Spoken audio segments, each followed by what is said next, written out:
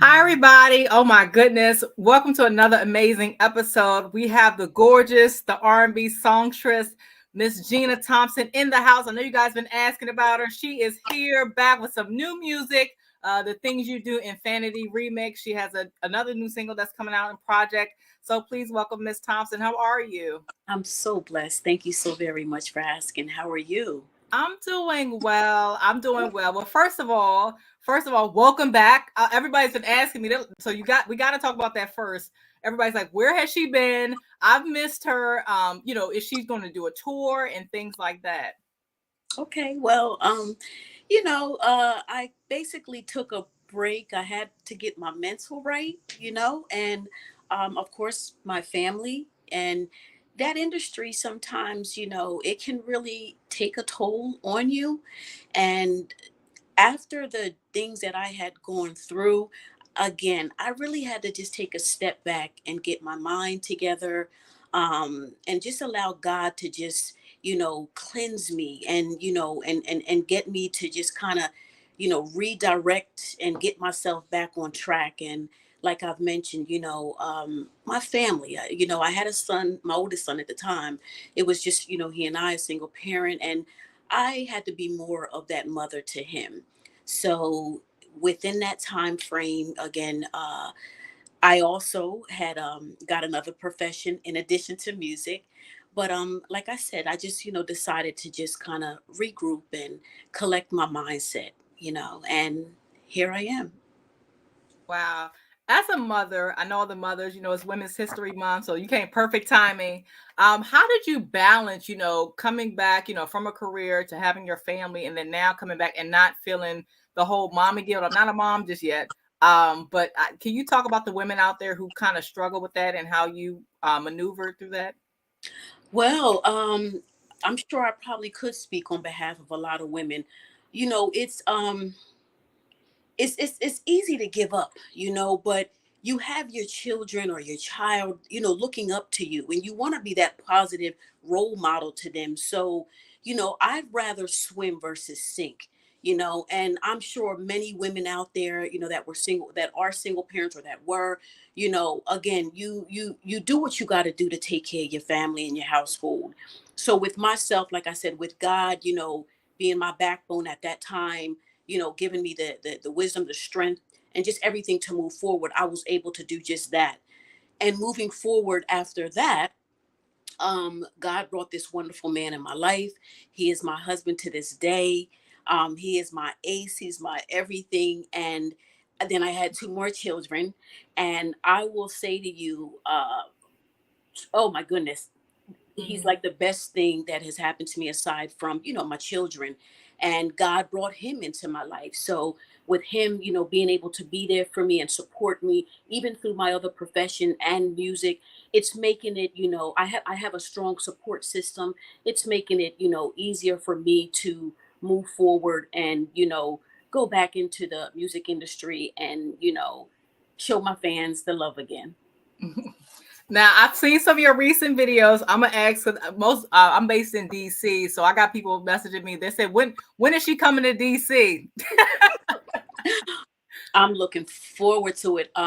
So I heard you mention a little bit earlier about, possible touring. Well, my manager and, Infanity, the label that I'm partnered with, we are thinking of some touring. We just don't quite have dates solidified, but rest assured, trust me, DC is definitely going to be a spot that we're going to hit up. So I know I don't have an exact date, but I promise you that when we do get on the road, that we're definitely going to come through. If there's anybody or any, DJs, promoters, or anyone out there that, would like to have me sooner, by all means, please go to my IG page. It's the real Gina Thompson. Send a DM, and I'll get that information on over to my manager, and we could possibly negotiate some things and make it happen. But anywhere that that shows love, I'm always willing to come out and support because you guys support me. So yeah. Definitely. Now let's talk about the process. What do people not see right now that you're doing? I mean, your voice is absolutely amazing. You sound the same. It's strong. Your stage presence is definitely all there. So talk about the process of your project and where you are now. Okay, thank you so very much for that question. So right now, well, first off, let me say thank you for your kind words. That means so much to me, and I have been told that from several people. They're like, "Oh my gosh," when they've heard the things you do, the remix, and then the single "Starving." They're like, "Gina, your voice hasn't even changed." I said, "Well, to God be that glory, then." But for the most part, the process. Right now, again, yes, we finished those songs, and the video and the single is to be released soon. Actually, I believe that the song itself, the Things You Do remix, Infanity remix with the Leftovers feature myself, that should be coming out within the next few days on various platforms. And as far as the video, I know it's coming soon, don't have that exact date. And then my single Starving is supposed to be coming out in May. I've yet to shoot that video, but the process has been, as anything, that as I always share, a blessing so far.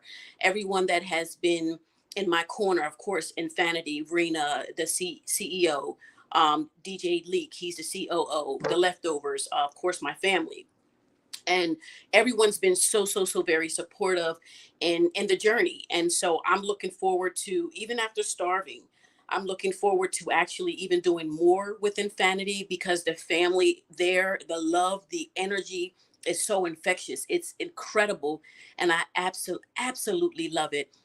Honestly, it's like really no other in comparison to my two previous deals that I've had. This is something completely different. Like, it's the energy, like I said, together, all together, is just absolutely phenomenal. The freedom, it's just so much more. And even in general, with the Infanity themselves, with their vision of the whole NFTs, which is Web3, just allowing me to be so creative and actually being creative, and it can actually bring such a lucrative blessing, to an artist. Because in the regular industry, not to say artists don't make money, but when you get that standard record deal, it's a little bit different, and there's like so many hands in the pot, and so therefore more money has to be paid out.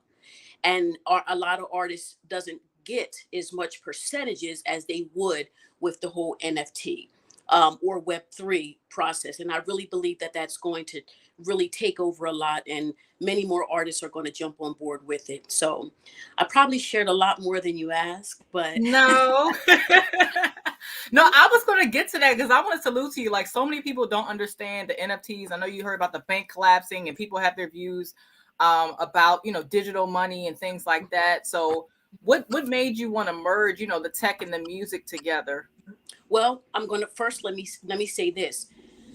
It is a process that is can be kind of intricate, and I'm still learning a great deal of it. But when Rena, excuse me, and Daryl gave me a brief synopsis of how it works, basically, to me, I from what they've shared with me, it is an avenue again where artists can actually have more control over their project and be more personable with their fans. I almost correlate it or compare it to like a stock, if you will. Again, there is still a lot more information and education for myself, but the fact that the information that I've gotten so far about it, and because I know that I'm a married woman with children and I'm busy, like I said, it creates a lot of flexibility, and it seems like it would work so much better for newer artists, or even artists that are out there now, to be able to maneuver and do so many more things. And it's not just for recording artists. What I'm learning, it's a platform for artists in general to present their item or their product, and the way that they're able to grow from it is absolutely phenomenal. So I know that what I'm saying probably is still broad. So what I encourage people to do, as I'm continuing to do myself, is you can Google NFT. It's non-fungent tokens, or I think I'm saying that correctly. You can Google that, and there's so much education out there about what NFTs, stand for, and exactly what the whole concept of it is. But I believe it's a great platform. Oh wow. I definitely so can you tell us about your starving project? Like what it means and what can people expect? Okay. Well, let me ask you this before I even answer that. Mm-hmm. Have you shared with folks the concept of this new remix of the things you do? No, I was gonna let you do Okay. So should I do that now or should I just answer your question about that. starving? Okay. Which one you want me to do first? I'm so sorry. No, it's okay. Either one. I'm gonna let you handle that one. Okay, so sometimes you, as you can see, I can get a little excited, but it's all out of love. Yes. So let me go back to starving first. So as far as starving, the song was presented to me from DJ Leak. There's a few writers on there, and initially when the song was brought to me, I was like, wait, because it was so dope, but I was like, I don't know if that's my if I'm going to be able to deliver it like the way that the girl, delivered this track itself, because she has a phenomenal voice as well. And so I was like, but I knew that I really, really liked the song. So my husband was like, baby, you can do it. You can do it. And I'm telling you, the song is just, it's definitely today's music. The concept is basically not starving for food, but it's starving, of course, for my man's love, and it's like, Mm. even though we're so busy, and he seems to be gone a lot, and but for the most part, I need him around. Our relationship is good, but I just need to have him around.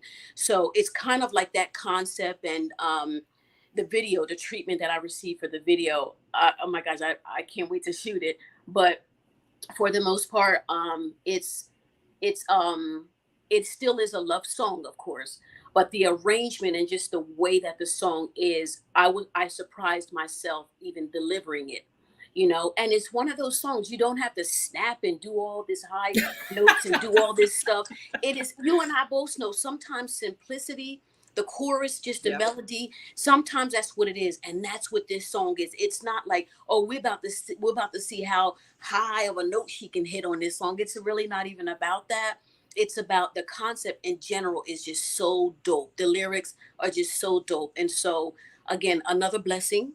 And I'm looking forward to performing that live. And we're going out with bands. That's how we're doing it. Okay. So so yeah, so that's my thing. I'm sorry, the starving story. Do you want me to proceed with the things you do? Yes. Mm-hmm.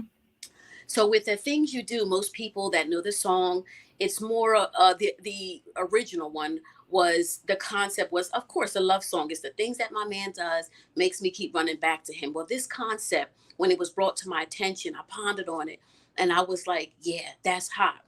The concept, they flipped it. So what it is there's this young guy who's out in the streets selling drugs, just being wild, rebelling, doing all this crazy stuff, and it's just him and his mom, and his mom's, she never gave up on him. She's been praying for him, hoping that he'll come out those streets. And it's like she's always giving him words of encouragement. No matter what he does, she never turns her back on him. She's always there for him. Everything that she does, is out of love. And she always gives him words of encouragement, etc. So long story short, he eventually begins to start to take a step back and look at his life, and he's like, man, everything that my mom told me, it pretty much came out right. She told me if I did this or keep doing this was going to happen. So he's starting to reflect, and he's seeing that, yeah, it's and he goes back to his mother and always keeps telling her, mom, you was right, this happened. And she never turns her back. So it's like the things his mother does, it makes him keep running back to her, and he's so thankful that she's there for him and loves him. So of course I had to flip the bridge on the song a little bit, because the bridge, of course, to the other song was more like a lover. So that was fun as well, and I collaborated with a couple people to come up with that. And so, like I said, when they brought the concept to me, I was like, "That's dope. Yeah, yeah, that's dope." So that is what you'll be hearing, but it is so great. Like I said, it's the leftovers. They did a phenomenal job. We're getting really good feedback. So I'm so thankful to God to be able to, have been a part of that journey for them. And so we're looking forward to moving forward. Wow, that sounds like it's going to be like one of those, the old school R&B like movies. The videos, the actual movie. That's what it sounds like when you were describing it. I said, let me find out they're coming out with a movie for the song, a mini You know what I movie. mean? Mhm. Like a Tupac, Dear Mama. Right. Yeah. I have to ask you, right? Some Mhm. of your closest fans, they actually emailed me some questions, and some of Sure. them are dealing with like depression Okay. and chasing their dreams and just feeling stuck right now. Inflation is high. Yeah. People can't find a house, things like Yeah. that. Yeah. So, what inspiring words can you give to those people to kind of get them out the rut?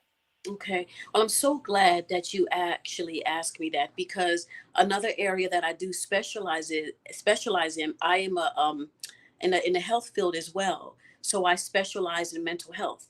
So that is definitely, my area.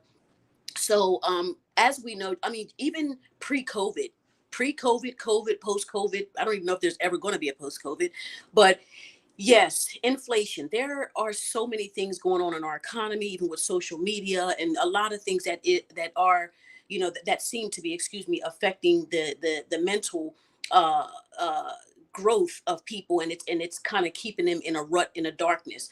And I personally, myself, if I may share, I struggled, or and still, with depression. It is real, and there is help out there. Before I kind of neglected it, pushed myself away from it. But once I realized that it is a real illness and that many people are struggling and suffering with it, I decided to go out and seek help. And my husband, again, I have to give a lot of thanks to him. He was able to help me, move through that journey. And as I speak to you, my fans, today, again, I am a person as well that deals with depression, and I actually have treatment. When I started my treatment, it further and made me want to go out there and help others and share my story with them, to let them know that there is hope, there's treatment, there's successful treatments, but you have to be open for that. There are support groups. There's many, many, many support services and information out there online. I tell you what, this is what I've said to many people, because again, I love mental health and I'm in that health field. DM me on IG. Questions that you may have, let it be more personable, where I can talk to you and share some information with you. I'm giving you that permission. Just give me a moment to respond back. But you're more than welcome to reach out to me. But my words of encouragement to you is, I know it's easier said than done. Never let anybody steal your joy, because what God has given you is for you. And, well, Gina, how can I find that? How can I dig within and get that? Surround yourself with people that's willing to support you. The first step is admitting it, that, hey, I'm feeling some type of way. And there's even a criteria for technically diagnosing yourself with depression. Sometimes there's situational depression, but the bottom line is, we all go through these changes. We are suffering. Many of us are suffering with, like you said, the inflation and things along those lines. I'm even going to go a step further. Even with those issues, many people don't know there are many grants, there's services that are out there, there are social workers that are out there. They specialize in these areas where they can help people that struggle with even financial, or what we call social determinants of health, where you're struggling with either transportation, finance, and housing, medication, your safety, social life, depression. We have social workers. Again, DM me if you want a little bit more information. I can even help support and help you find social workers that may be in your area, that may be able to provide some assistance to you, or helplines or support services for depression in your area. So I can go on and on and on and Woo, on you sound like and a on doctor. and on and on.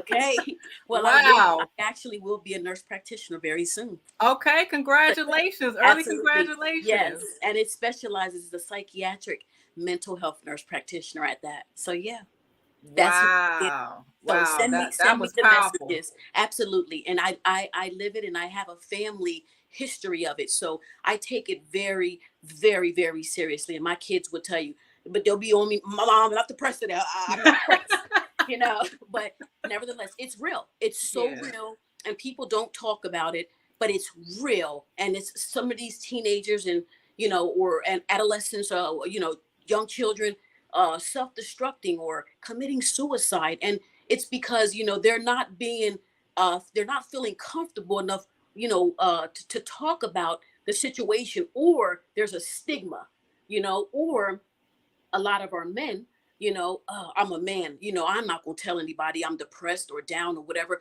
Men bleed like women bleed.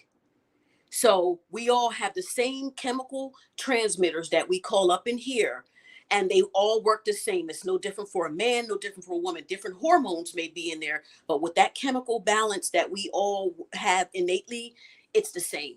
So y'all bleed like we bleed. So that help is needed for our men too. Wow. Wow. Woo, I might have to have you back. Look for a session. Please do. Please do. Please Wow. do. I've never heard you say that, because I've watched some of your, recent interviews, but I was just like, as soon as the question came, I said, I'm gonna ask her for you guys. So I got you. Wow. Yeah. I'd love to come back. If you get more questions, like I have a passion for this. I love to sing. God knows that I do. But I also love this because I know that if the mind's not right, then nothing else is right. It's just not. And we need our people to know. And when I say our people, I'm talking about people in general, not just our race, our gender. Our people need to know that they are supported, and that there is help and successful therapy and treatment out there. Wow. I can't even go to my next question. Feel like I'm in church. Look. So I know I hate to go back in the past, but for your album Yadi Da, you had Class, Benny Siegel, Monte Jordan, John B. I didn't even know this, because obviously I was a little younger, not supposed to be hearing all that stuff. But so you're an amazing writer, and so how are you dealing with your collabs? Like, do you want to collab with any rappers going forward? Do you have anybody on your mind that you would like to collab with? To be honest with you, what I've been kind of doing is just taking, honestly speaking, things one day at a time. Again, the way that the industry is today, social media creates so much room for you to be able to, at the drop of the dime, reach out to somebody and talk to them. I'm kind of like just, taking this kind of one day at a time. And by all means, if someone does come my way and want to collaborate, it's always going to be considerate.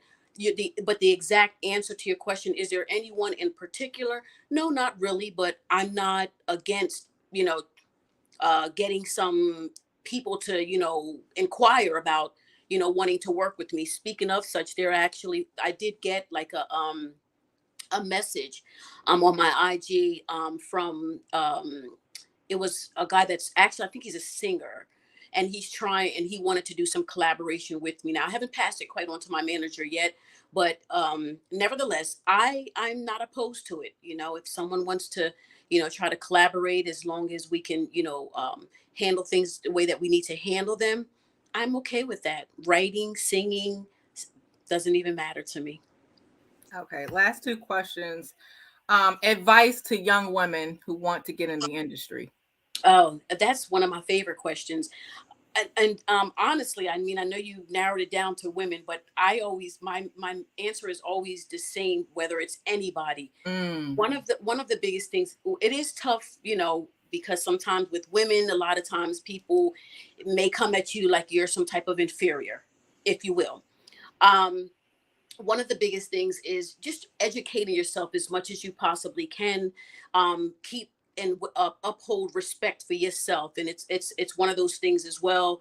If you don't respect yourself, or if you carry yourself a certain way, you're going to get that type treatment. So the industry is full of, I'm not saying everyone is, but it's full of so many vultures. There's so much that's out there. Always keep in mind that it's a business. At the end of the day, regardless of what, it is a business. So conduct yourself as if you want your business to flourish. You have to, and demand that respect. If you're not getting it, demand it. And ultimately, I tell anybody, not just women, to me, I keep God in the seat. I really do. I pray to him Wow. and ask him for his guidance. People are going to try you all day, every day, but listen to that little voice within yourself. But you got to be able to trust yourself, but just uphold your respect. Wow.